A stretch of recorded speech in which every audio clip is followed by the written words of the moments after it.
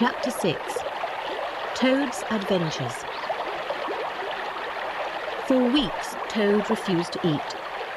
He lay on the floor of his prison and cried and cried. "This is the end of everything," he said miserably.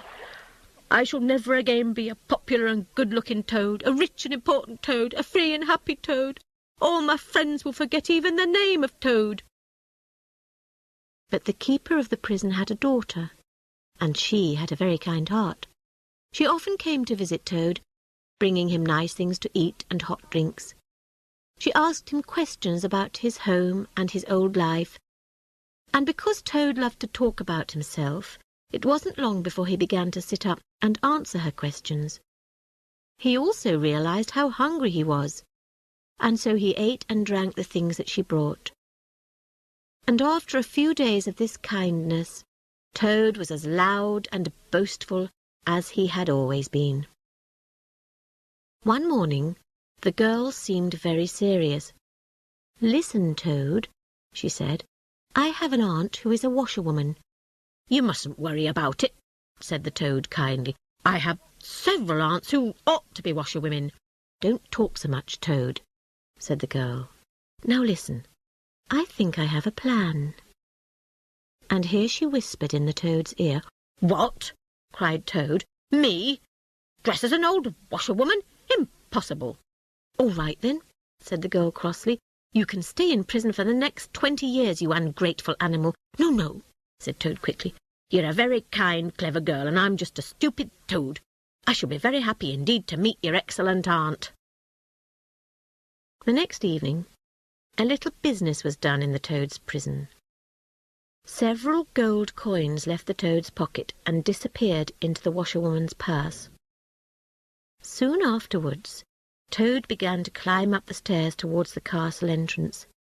He was wearing an old cotton dress and a black bonnet, and carrying a large basket of washing, and his heart was beating very fast indeed. He passed the guards, who called out a friendly "Good night" to him, and soon Toad was walking through the streets of the town. He was free! Wild with excitement, he found his way to the railway station, and then came the first problem. He had no money to buy a ticket. His wallet, his keys, his watch, everything was in the pockets of his coat lying on the prison floor. He had to get away from this town as quickly as he could. But how could he do it? He walked along beside one of the trains until he came to the engine. Then he stood there, crying and looking up at the engine driver. "Hey," called the driver, "what's the matter, old lady?" "Oh, sir," said Toad, "I'm a poor unhappy washerwoman, and I've lost all my money, and I must get home tonight." "Come on, then," said the engine driver kindly. "Jump up and you can have a free ride, but don't tell anyone." So far, everything was going well for Toad. The train hurried through the night, taking him away from the hateful prison. But Toad's luck didn't last for long. There came a moment when the engine driver put his head out of the window and looked back. "That's strange," he said. "There's a train behind us coming up very fast. I can see it in the moonlight. I think they're chasing us. I wonder what—" And then the engine driver gave Toad a long, hard look. So Toad had to tell the true story of his crime and his escape. The engine driver looked very serious. He thought for a bit, then said, "I don't like policemen telling me what to do, and I don't like to see an animal crying, so cheer up, Toad. This is what we'll do. In a mile or two the train goes through a wood. We'll slow down there, and you'll be able to jump off the train and get away in the dark." Half an hour later, both trains had disappeared into the night, and Toad was hiding under some dead leaves in the middle of a strange wood. There he fell asleep and didn't open his eyes again until early morning. He woke up cold and hungry, but still free. His next adventure was with a barge on a canal. He had walked out of the wood and found a road, which after a while began to run along the side of a canal. Toad liked the idea of getting a free ride, So when he saw the barge coming along the canal, he quickly jumped from the canal bank onto the end of the barge.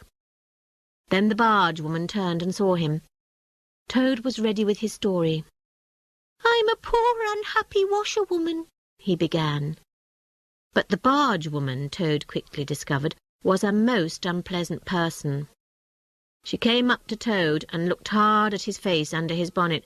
"Washerwoman, indeed! You're a fat, lazy little toad, that's what you are!" And she said rudely, "Get off my barge!"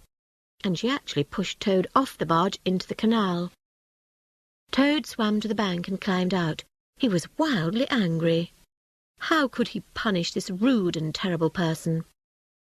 Then he saw the horse which was pulling the barge, and an idea came to him.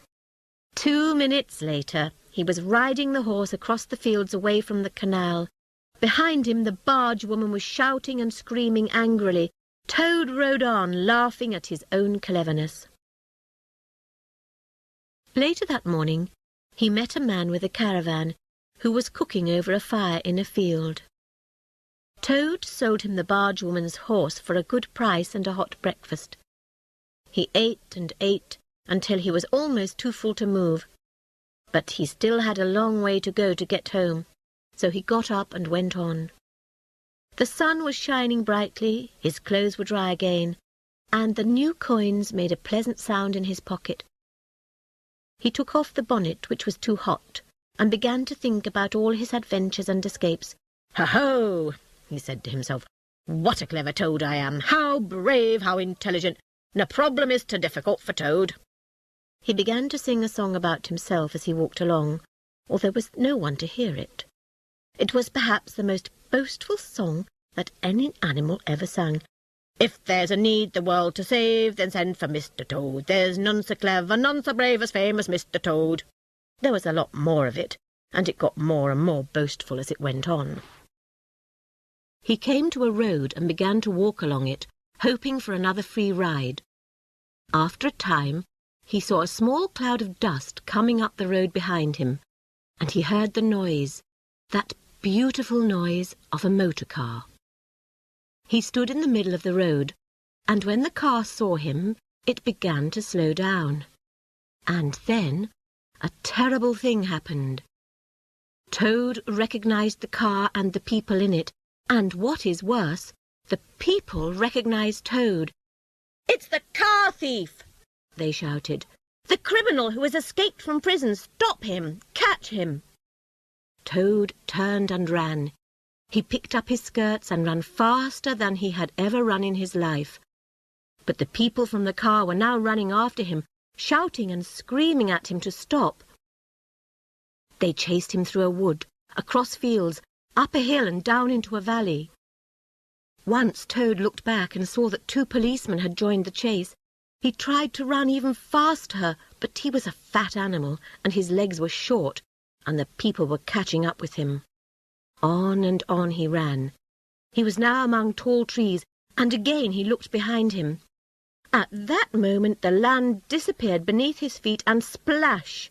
He found himself in deep water, cold water, fast-moving water. In his terror, he had run straight into a river.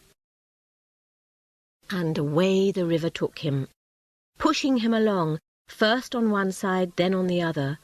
The cotton dress tied itself round his legs, trying to pull him under, and Toad had to fight to keep his head above water. "Oh, my!" cried poor Toad. "I'll never look at another motor car for the rest of my life." At last he managed to catch hold of some water plants by the river bank. He held on, too tired to pull himself out of the water. Then he saw something bright in a dark hole in the bank. It moved towards him and became a face, brown and small, with whiskers.